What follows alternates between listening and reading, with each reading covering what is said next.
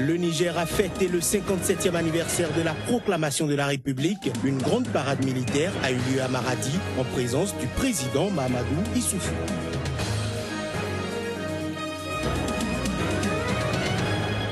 Le projet de création d'un parti unifié au sein du RHDP suscite des débats en Côte d'Ivoire. Les militants et cadres du Rassemblement des Républicains ont exprimé quelques craintes.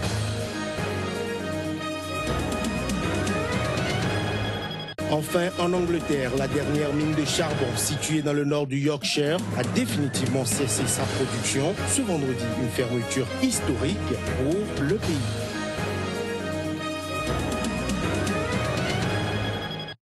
Voilà pour le sommaire. Ravi de vous retrouver à toutes et à tous. Bonjour.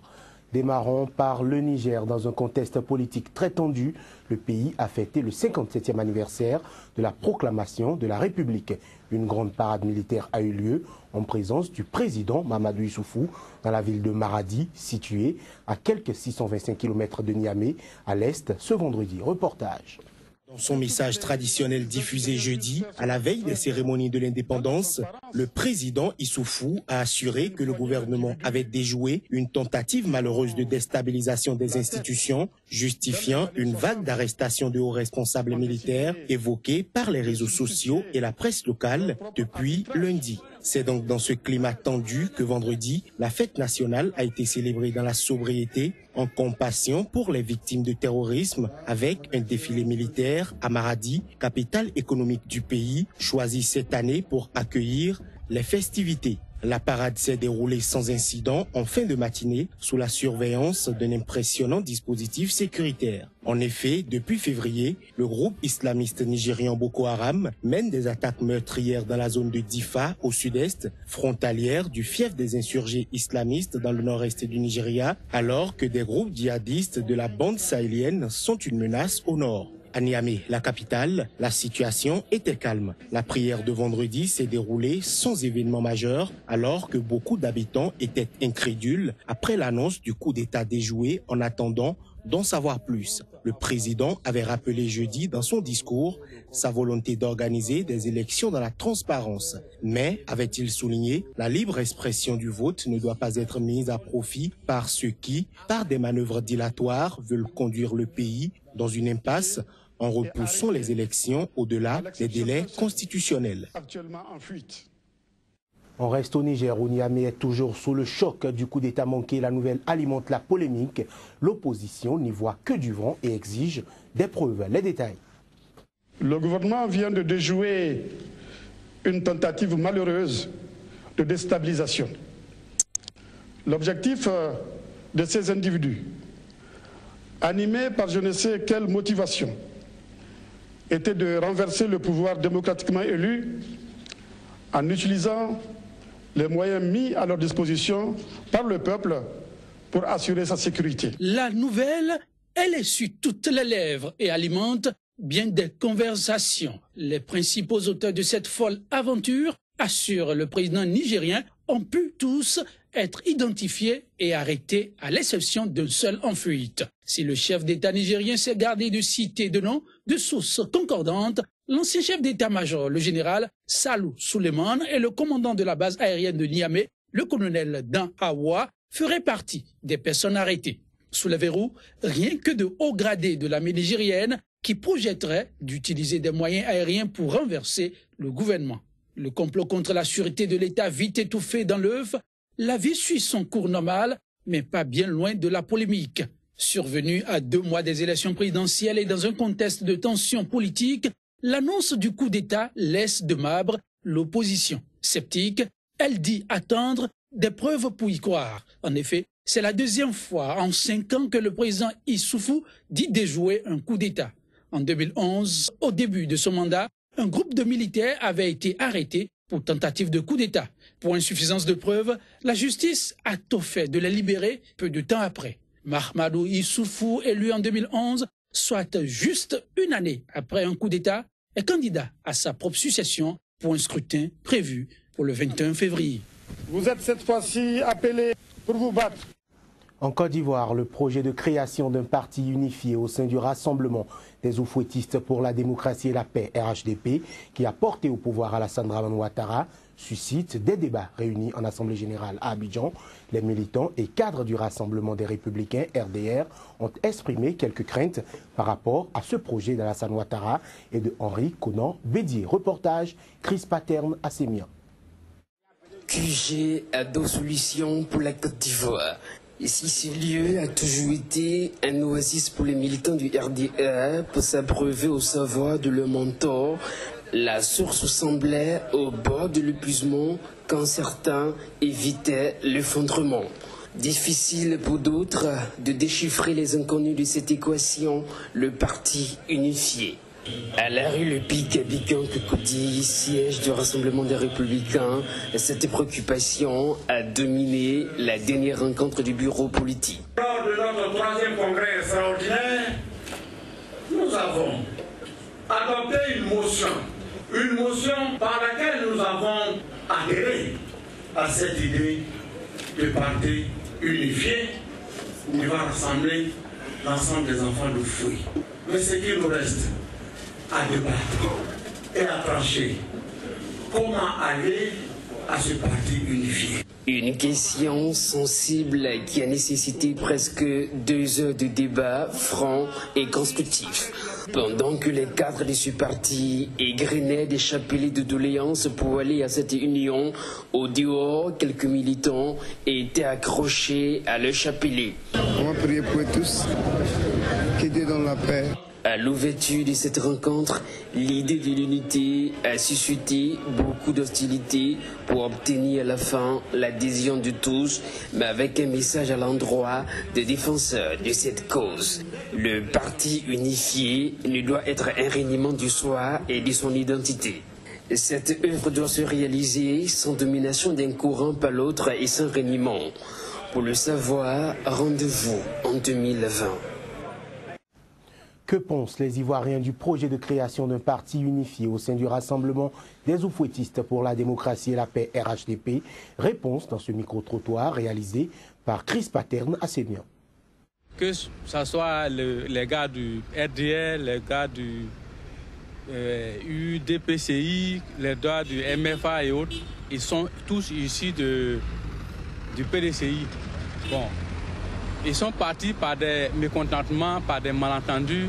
Maintenant, s'ils sont revenus, maintenant, ils ont compris que ça n'a pas servi à quoi que ce soit et qu'ils veulent unifier leur parti. Je crois que c'est une bonne chose. Je ne pense pas que le RDR puisse laisser à partir la possibilité au PDCI de vraiment reprendre. Parce que normalement, dans le processus qui était fait, c'est qu'en 2020, le PDCI aussi puisse avoir un président. En revenant au PDCI, ce que j'ai compris et ce que je veux que ça soit, c'est que les 4 partis, je ne dis pas parti unique de Côte d'Ivoire, hein, mais les 4 partis forment un parti unique, et PDCI, RDA. Aujourd'hui, il se trouve que entre eux-mêmes, aujourd'hui, ça ne va pas.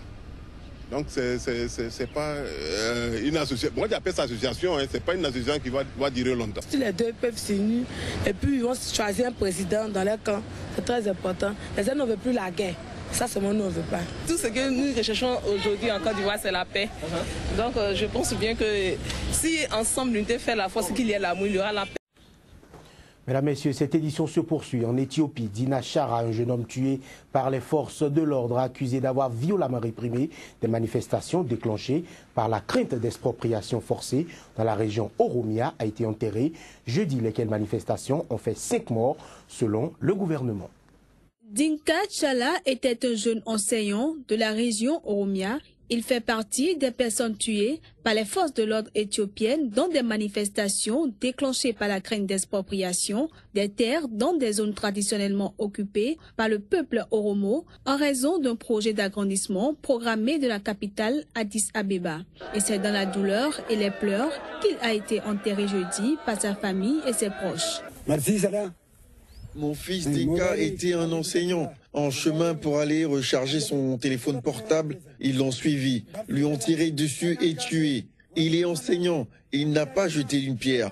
Il a continué sa route et ils l'ont suivi et tué dans le champ. Mon fils a été tué dans le champ. Il est mort avant moi. Je demande au gouvernement et à la société, s'il vous plaît, que justice soit faite pour mon fils. Le gouvernement éthiopien a reconnu mardi que 5 personnes avaient été tuées dans la région Oromia, mais rejeté les accusations de l'opposition évoquant des dizaines de morts. Mais les défenseurs des droits de l'homme parlent de quelques 40 morts. En 2014, Amnesty International avait affirmé que des milliers d'Oromos étaient régulièrement l'objet d'arrestations arbitraires, de longues détentions sans inculpation, de disparitions forcées, d'actes répétés de torture et d'exécutions extrajudiciaires par le gouvernement éthiopien qui les accuse de soutenir le groupe rebelle Front de Libération Oromo. Avec près de 27 millions d'habitants, l'Oromia est la plus grande et la plus peuplée des régions éthiopiennes.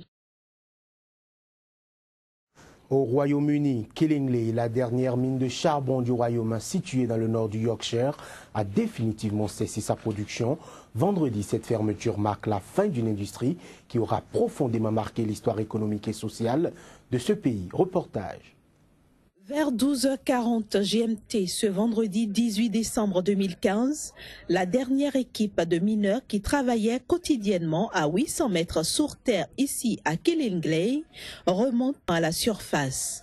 Après 50 ans d'activité, cette mine de charbon, la dernière encore en activité au Royaume-Uni, ferme définitivement ses portes aux grandes dames de ses employés.